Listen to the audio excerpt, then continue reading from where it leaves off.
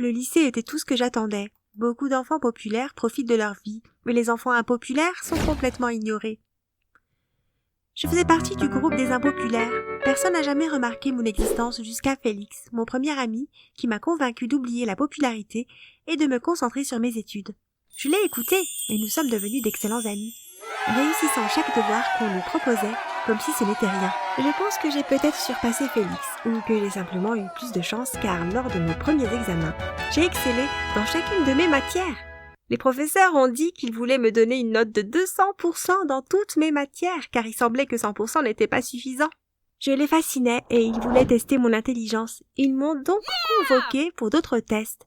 J'ai accepté de passer les tests à la condition que Félix soit également invité. Il a été invité et nous avons passé les examens ensemble, réussissant toutes les épreuves qui nous étaient proposées. Les professeurs ne pouvaient pas le croire. Félix et moi sommes passés à la classe supérieure et nos vies ont changé pour toujours. Et toi, je m'appelle Kayla et je suis ici pour vous raconter comment une simple robe a changé ma réalité. Aimez et abonnez-vous pour que nous puissions continuer l'histoire. Merci. Personne n'avait jamais sauté non seulement une, mais 2 classes dans notre école et dans beaucoup d'autres écoles autour de nous auparavant. Nous sommes donc rapidement devenus populaires. Félix a évité la popularité et s'est concentré sur les études, mais j'étais déjà fatiguée d'étudier constamment. Je voulais m'amuser. Pour la première fois de ma vie, j'ai eu l'occasion de fréquenter les enfants populaires, en étant l'une d'entre eux.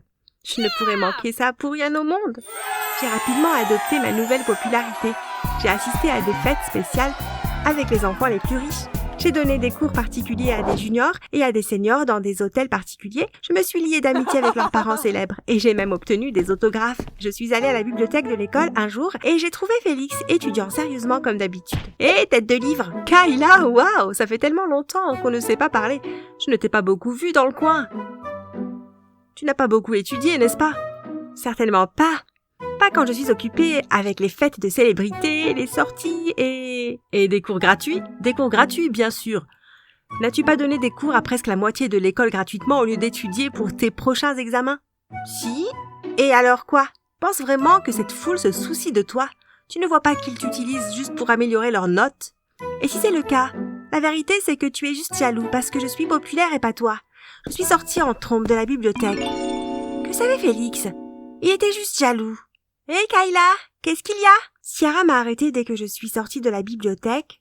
Salut Ciara, je vais bien, comment vas-tu? Tu peux faire ces devoirs pour nous? Elle a demandé en me tendant une énorme pile de livres. C'est juste pour moi et quelques-unes de mes amies. Tu peux venir à notre fête demain si tu as fini à temps. Elle a continué en faisant tourner une petite mèche de ses cheveux entre ses doigts. Quelqu'un a toussé et je me suis retournée pour voir Félix debout à la porte de la bibliothèque. Je me suis retournée pour faire face à Ciara. En fait, j'aimerais beaucoup, mais tu vois, je vais être très occupée ce soir et je ne pourrai pas t'aider. Mais je te retrouve à la fête demain, d'accord? Ciara s'est littéralement moquée. Une fête? Quelle fête? Qu'est-ce qui te fait croire que tu seras admise à notre fête après avoir refusé de nous aider à faire nos devoirs? Peu importe. Salut. Elle est partie et Félix a commencé à rire derrière moi. Je me suis tournée vers lui et il était sur le point de dire quelque chose, mais je l'ai arrêté juste à temps. N'essaye même pas de prononcer un mot. J'ai couru après Ciara et accepté la condition. Je voulais vraiment assister à cette fête, quoi qu'il arrive. De plus, je ne perdais rien à faire leurs devoirs de force, si ce n'est ma dignité. Ma vie a continué de cette façon. J'enseignais gratuitement aux enfants populaires, je les aidais à faire leurs devoirs, et je les aidais même pendant les examens. En échange, ils me laissaient être populaire. Je n'étais pas folle de l'arrangement, mais au moins ça marchait. D'une manière ou d'une autre, les choses ont commencé à devenir hors de contrôle. Je participais à trop de fêtes, je séchais les cours et je faisais même des farces aux professeurs. Mes notes ont commencé à chuter et j'ai commencé à avoir des problèmes avec les professeurs et le personnel de l'école, des gens qui m'aimaient auparavant. Un jour, Félix m'a confrontée devant mon casier. « Kayla, je n'aime pas ce qui se passe avec toi. J'ai essayé de te parler, mais tu ne veux jamais m'écouter. »« Alors, pourquoi es-tu encore ici ?»« Parce que je tiens à toi. » J'en suis sûre. Écoute, j'apprécie tout ce que tu as fait pour moi, en me couvrant chaque fois que je manque un cours et en venant aux soirées pour pouvoir me ramener en sécurité. Après, tu t'es assuré que je ne sois jamais blessée et j'apprécie. C'est très noble. Le seul problème est que je n'ai jamais demandé ton aide. Je me débrouille très bien sans. Arrête de t'attirer des ennuis pour moi. Félix a secoué la tête en signe de déception, Kayla, je ne sais pas comment te joindre, mais je veux juste que tu saches que quoi qu'il arrive, je serai toujours de ton côté, parce que tu es ma meilleure amie. J'ai fermé mon casier et je l'ai laissé seul. Je n'avais pas le temps pour de telles bêtises. Les choses se sont aggravées avec le temps. Mes notes ont fortement baissé car je prenais presque jamais le temps d'étudier et je suis rapidement devenue une étudiante moyenne, voire inférieure à la moyenne. Pas très différente des personnes que je tutorais. Lorsqu'ils s'en sont aperçus, ils en avaient fini avec moi. Personne ne m'a plus demandé de l'aide pour quoi que ce soit. Et peu de temps après, j'ai cessé d'être invitée pour sortir ou faire des fêtes chez des gens cool. J'ai essayé d'aborder Ciara un jour. « Hey Ciara, je veux organiser une fête chez moi ce week-end et j'apprécierais vraiment que tu viennes. » Ciara et ses amis ont éclaté de rire. « Écoute, va te faire voir, ma petite, et ne m'approche plus jamais avec cette absurdité. » J'ai couru dans une salle de classe vide et j'ai commencé à pleurer.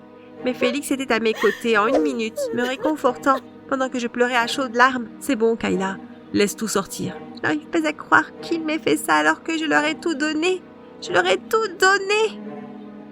Je sais que tu l'as fait. Je ne sais plus qui je suis. Je peux te le dire? Quoi? Qui tu es? Oui, dis-moi s'il te plaît. Tu es Kayla Warrington, la première fille à avoir été promue à 2 niveaux supérieurs d'un coup depuis des siècles. L'amie royale qui a refusé de gravir les échelons toute seule. Une amie qui a changé ma vie d'une manière dont les autres amies ne peuvent que rêver. Tu es une force inarrêtable. Kayla, avec un cœur d'or et quiconque ne le reconnaît pas est un idiot. Tu as raison, tu es un génie, Félix. Oui, je suis un génie. Mais qu'est-ce que tu veux dire exactement? Quiconque ne reconnaît pas ma grandeur est un idiot. Je vais m'incruster à la fête de Ciara ce soir. Quoi? Ce n'est pas ce que je voulais dire. Reviens! Mais j'étais déjà partie.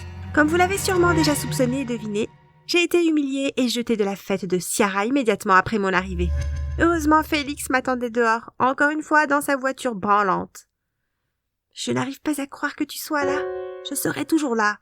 Félix m'a aidé à reprendre l'habitude d'étudier, mais il était vraiment plus difficile de me maintenir sur la bonne voie qu'auparavant.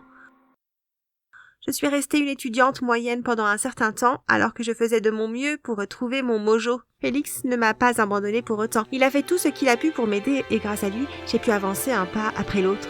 Au fil du temps, j'ai fait de mon mieux pour grimper à nouveau dans l'échelle de la popularité, mais quoi que je fasse, je restais sans intérêt et cela a vraiment affecté mon estime de moi. Félix m'a toujours assuré que j'étais plus que belle, mais je ne le croyais pas. Je continuais à me regarder de haut. Le bal est enfin arrivé et j'ai décidé de ne pas y aller.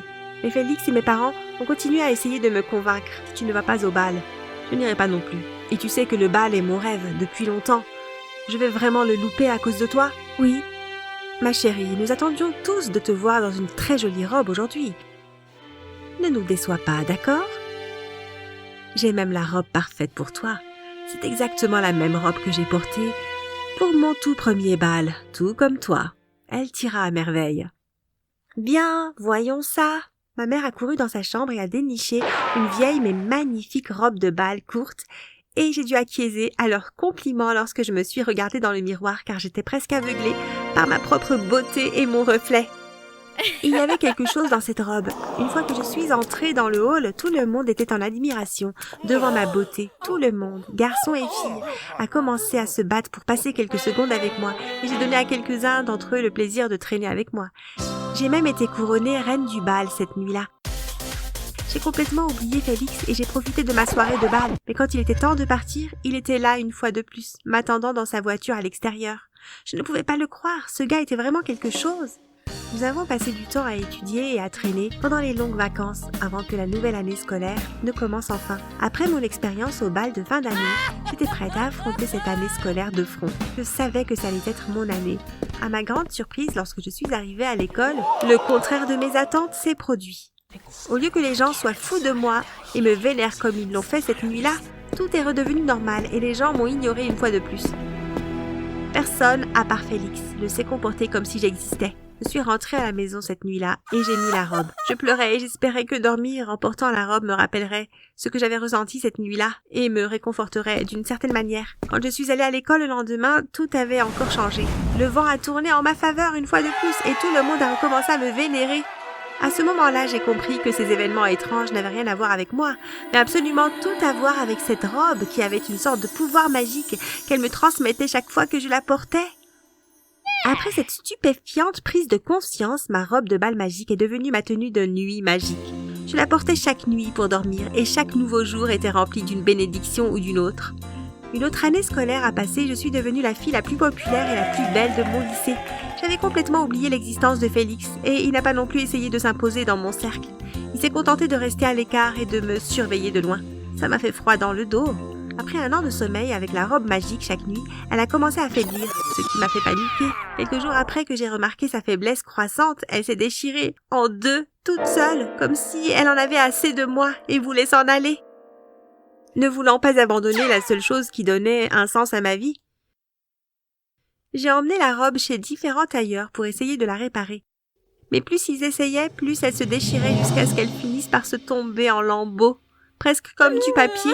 En cette nuit fatidique, j'ai pleuré en allant me coucher. En étalant la robe déchiquetée sur ma peau, je pouvais la sentir dans mon âme. Je savais qu'il n'y avait plus de vie dans la robe. Je savais que ses pouvoirs s'étaient évanouis. J'ai fait semblant d'être terriblement malade et j'ai réussi à éviter l'école pendant une semaine jusqu'à ce que ma mère me traîne à l'hôpital. Le médecin m'a fait passer des tests et a assuré à ma mère que je n'avais rien de grave et que je ne faisais probablement qu'éviter l'école. Tu ne peux pas trouver ce qui ne va pas chez moi parce que ce n'est pas quelque chose que tu peux voir et ce n'est certainement pas ton domaine d'expertise. Jeune femme, je ne peux pas croire que tu ailles jusqu'à ce point pour éviter l'école. Je veux que tu sois habillée tôt et bien habillée, prête pour l'école lundi.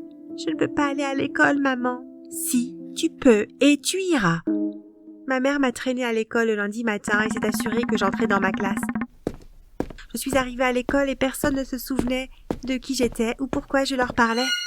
J'ai essayé de convaincre mes parents de m'envoyer dans une nouvelle école, mais toutes mes requêtes sont tombées dans l'oreille d'un sourd. Je voulais vraiment ressentir à nouveau ce que la robe m'avait fait ressentir, alors j'ai décidé de faire comme si je la portais chaque fois que j'étais à l'école ou ailleurs.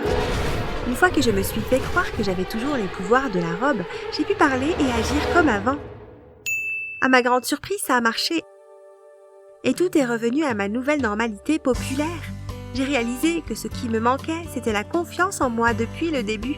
La robe n'était pas vraiment magique, elle a juste mis en lumière ce qui était déjà en moi. Grâce à ma nouvelle confiance en moi, j'ai été encouragée à lire davantage et mes notes ont commencé à se rétablir. Je lisais dans la bibliothèque un jour quand j'ai vu la nouvelle petite amie de Félix embrasser un autre gars. J'ai couru pour lui dire mais il ne m'a pas cru. Tu veux juste que je sois seule et malheureux une fois de plus, Kayla. Pourquoi est-ce que je voudrais ça? Je t'aime! Je ne sais pas quand les mots ont quitté mes lèvres et j'ai été tout aussi choquée que Félix quand il les a entendus. Je suis désolée, c'est trop tard maintenant. Ça a pris du temps à Félix, mais il a fini par se raviser et m'a dit qu'il ressentait la même chose. J'ai toujours su qu'elle ne faisait que m'utiliser pour avoir de meilleures notes pour elle et son vrai petit ami. Mais je ne voulais pas être seule, surtout après que tu m'aies rejetée pendant si longtemps. C'est une terrible erreur que je n'espère jamais répéter. Merci de me donner une autre chance.